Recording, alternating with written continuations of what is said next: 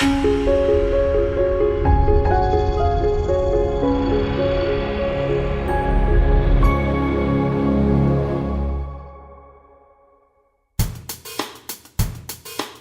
to Telescript's how-to video for our motorized public speaking system. In this video, you will get a basic demonstration on how to set up and operate our MPS system.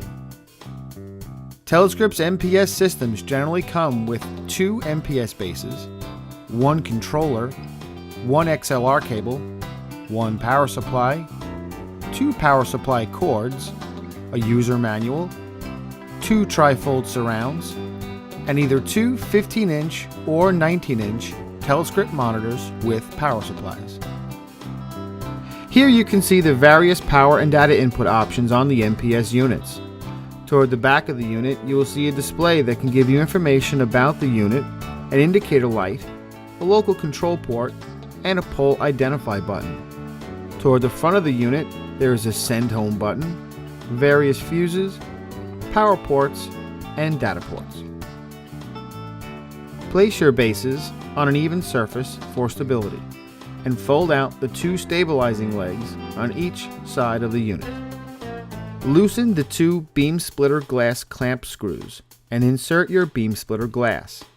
It's important that you make sure that your beam splitter glass is in prior to powering up the units, as damage could occur to the mechanism that lifts the glass. Make sure the glass is directly over the area where the monitors will be below. Lightly adjust if needed. Next, run a BNC cable from your remote computer station or from wherever you're going to be controlling the heights of the units from, and plug it into the BNC connector on the remote controller. Plug the other side into the network connector on the first unit you have in the series. The network port is the one just to the right of the XLR power port. Now run another BNC cable from the loop-through port to the network port on the second unit in the series. Now you're ready to power on the units. Plug each unit in using the 3-prong power port on the side of each unit. When the units are powered, they will initialize and display what pole number is assigned to them on the display. Generally, the first 2 units in the series should be numbered 1 and 2. If they're not, press the pole ident button until you get to the desired identification number.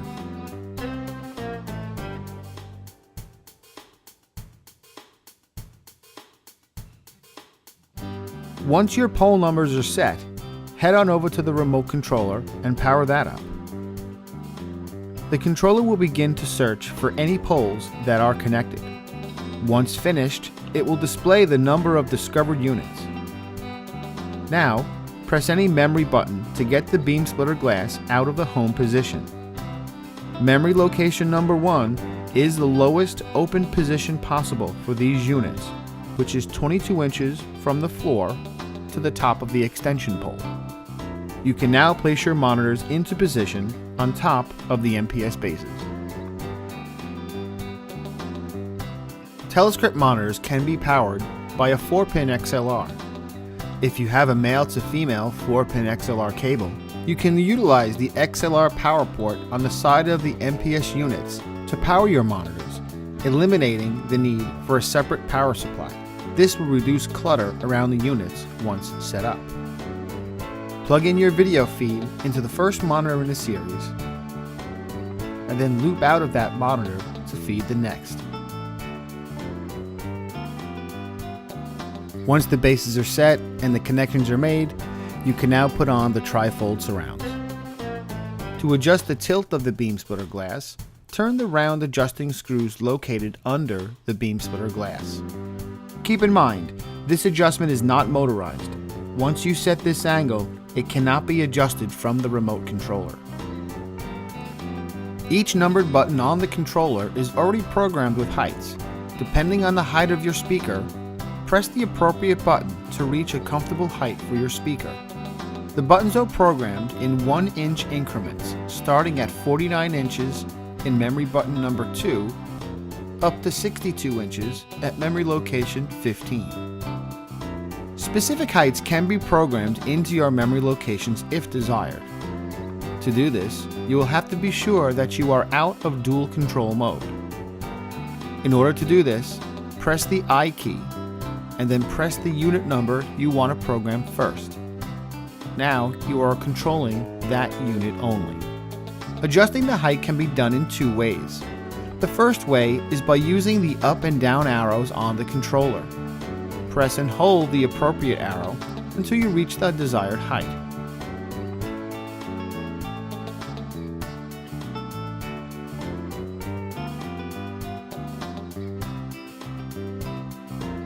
The second way is to press the I key 3 times. This will bring up a height programming screen where you can enter in specific heights in inches. Type in the height desired and press the Enter key. The Enter key looks like a right-angled arrow. The pole should now go to the height you typed in. Once finished, press the X key. Now decide which programming location you want to use for this height. Press and hold the number key you would like to program. You will see the display say Hold to Store and Release to Move. Hold until the display completes the programming. If the controller displays Release to Move only, you are in multi-pole mode. You cannot program when in this mode, so press the I key and select the pole number you are programming to get into single pole control mode. Now you need to copy that stored height to the other pole. To do that, press C. It will ask you what the source pole is. In our case, it is pole number 1. Then, the controller will ask what the destination pole is. We will be programming to pole number 2. Finally, the controller will ask what the destination memory number is. Press the same memory number you used for the first pole, so both poles will now go to the programmed height when that memory button is pressed in the future. Once all of your programming is complete, press the I and then the C button to get out of single pole control mode and back into multi-pole control mode. An alternate way to control the bases is by using the local control port, which is located just under the display. Plug the remote controller into the local control port using the provided XLR cable. There is no need to run separate power for the controller in this setup, as the XLR will also provide power to the controller.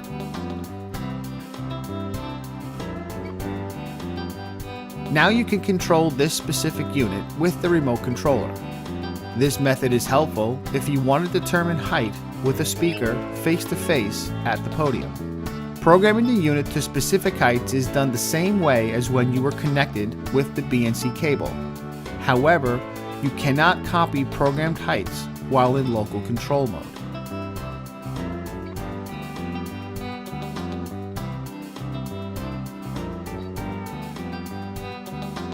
Return to the remote operating position, plug in the BNC data cable, power up the remote controller, and then copying the programmed heights from the first unit to the others like we did before.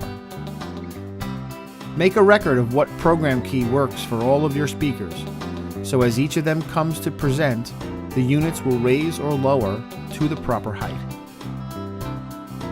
When you're finished using the units, be sure to return all the units to the home position. This can be done by pressing the H key on the controller.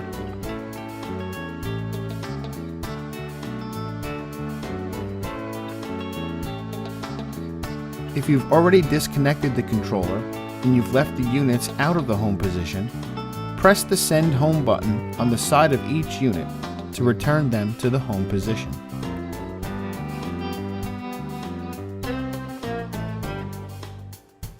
Once in the home position, you can now pull the power and data cables.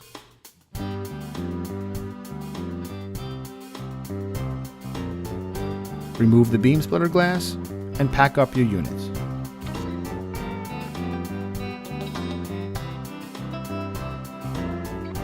If you experience any issues with this system, please refer to the detailed user manual that is included with the system. This manual will address any issues you may come across while using these units. However, Telescript technicians are also available to help you with any issues that you cannot remedy. Thanks for watching.